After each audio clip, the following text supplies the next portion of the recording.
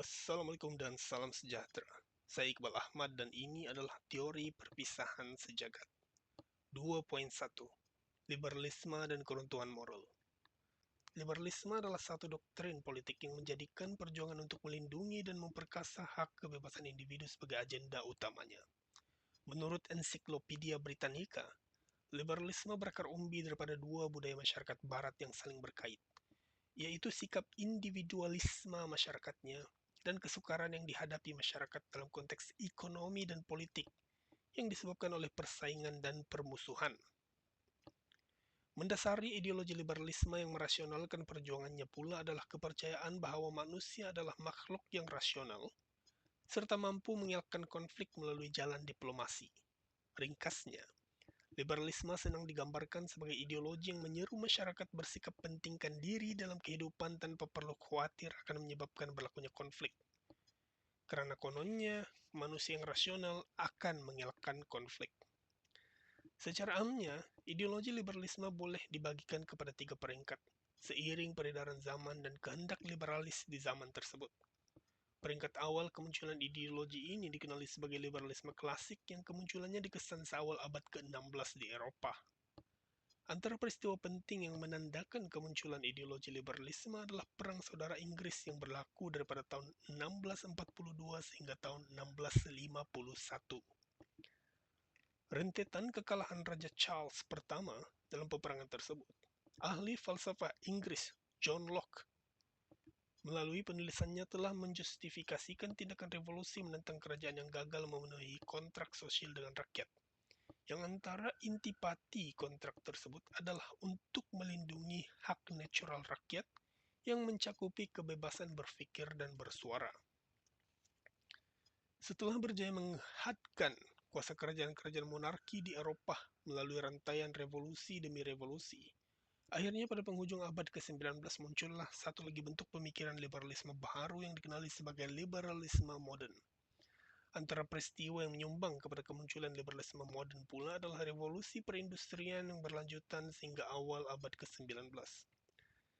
Kesan peristiwa tersebut menyaksikan kekayaan dikaut oleh kelompok kecil masyarakat, manakala sebilangan besar majoriti hidup dalam serba daif. Keadaan ini menyebabkan aktiviti melobi kerajaan oleh kelompok kaya berleluasa, dan kepentingan individu dalam kelompok majoriti masyarakat telah dinafikan golongan kaya. Hal yang demikian menyebabkan ahli falsafah Thomas Hill Green mencadangkan objektif perjuangan baru liberalisme, yaitu menghapuskan kemiskinan dan diskriminasi.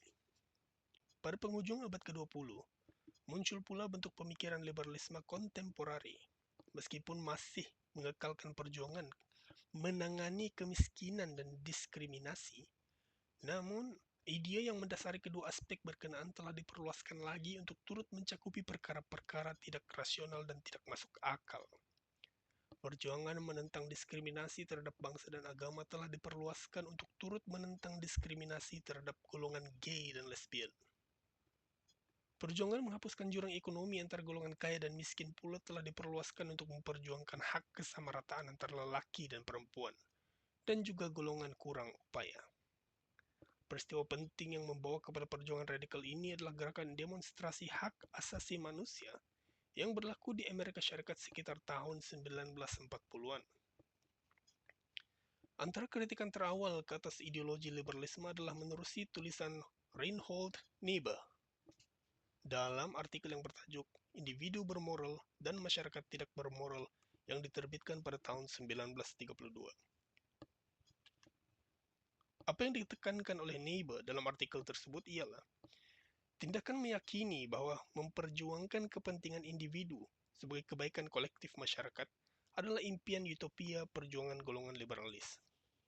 Seterusnya, beliau mendakwa perjuangan liberalisme lebih mengutamakan keinginan untuk berkuasa berbanding keinginan untuk kebaikan, dengan memartabatkan sifat egoisme atau individualistik sebagai elemen penting dalam pembentukan masyarakat yang harmoni. Akhir sekali, beliau turut menyentuh perihal pertautan nilai moral dan kuasa dalam sistem politik negara, di mana politikus cenderung untuk mempergunakan kepentingan negara sebagai alasan untuk memperjuangkan kepentingan pribadi.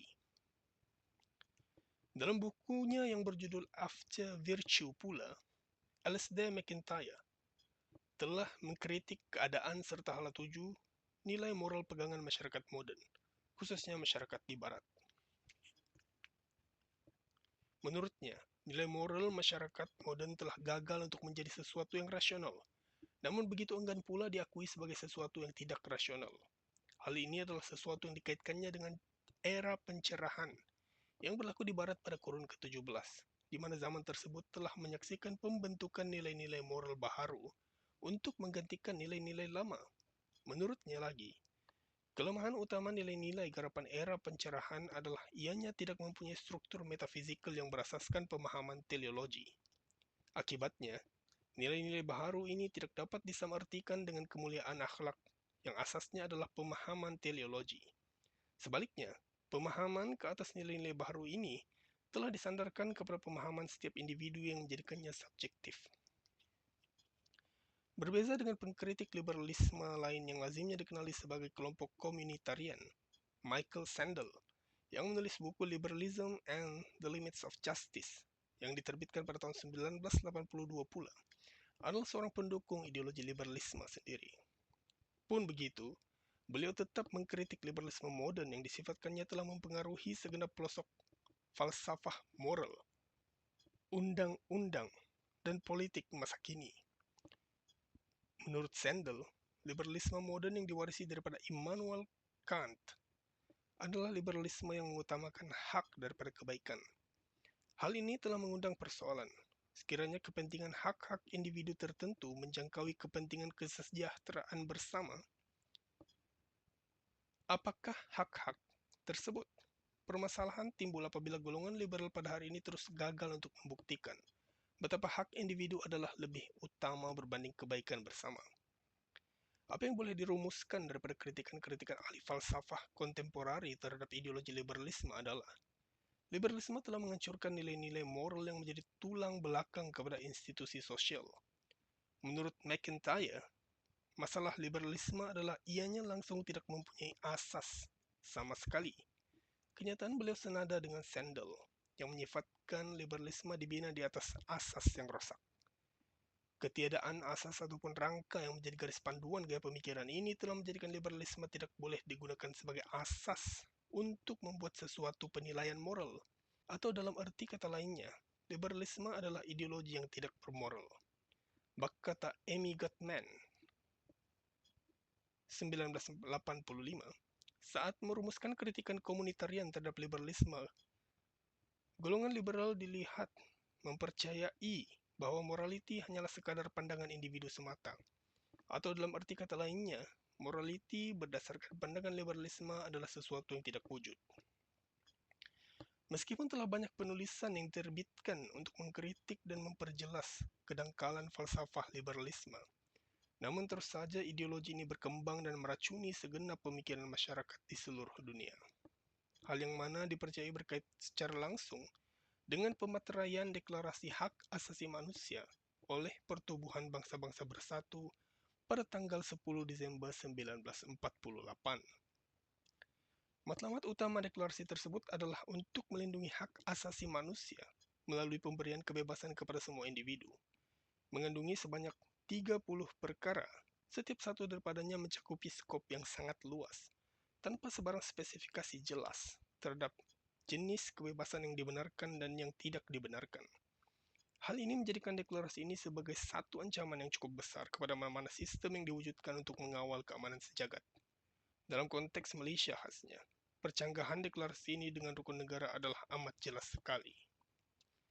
Meneliti kandungan deklarasi hak asasi manusia adalah kunci terpenting dalam memahami bagaimana deklarasi ini menjadi tunjang kepada penularan ideologi liberalisme semasa. Perkara pertama dalam deklarasi hak asasi manusia menyatakan bahawa semua manusia adalah dilahirkan bebas dan sama rata. Saya ulangi, perkara pertama dalam deklarasi hak asasi manusia menyatakan bahawa semua manusia adalah dilahirkan bebas dan sama rata. Perkara kedua pula menyebutkan bahawa setiap individu adalah berhak ke atas semua hak dan kebebasan yang ditetapkan dalam deklarasi hak asasi manusia, tanpa mengira bangsa, warna kulit, centina, bahasa, agama, ideologi politik, negara, harta, dan status kelahiran. Melalui kedua perkara ini saja, percanggahannya dengan rukun negara Malaysia adalah tidak boleh dinafikan lagi. Hal ini karena kepercayaan kepada Tuhan adalah rukun pertama dan terpenting dalam rukun negara. Namun, kalau mengikut perkara yang ditetapkan hak asasi manusia, seseorang individu itu boleh saja memilih untuk tidak percaya kepada Tuhan. Apa yang boleh dirumuskan daripada penelitian ke atas pemeteraian deklarasi hak asasi manusia adalah ianya merupakan kesinambungan kepada zaman pencerahan di Eropah pada abad ke-17 dulu. Cuma kini dilakukan pada skala global untuk diperluaskan ke seluruh dunia pula. Deklarasi tersebut pada dasarnya adalah satu usaha untuk menuliskan undang-undang dan dasar baharu yang boleh mengatasi mana-mana peraturan sedia ada dalam mana-mana negara sekalipun, sekaligus memperkenalkan nilai-nilai baharu kepada masyarakat yang diam dalam negara yang menerimanya. Apa yang umum harus menyadari adalah, bila mana undang-undang diwujudkan untuk mengawal masyarakat, dasar pula digubal untuk membentuk pemikiran masyarakat. Karena deklarasi ini adalah deklarasi kebebasan, bukan mengawal, maka jelasnya ini adalah satu usaha pembentukan masyarakat mengikut acuan Barat.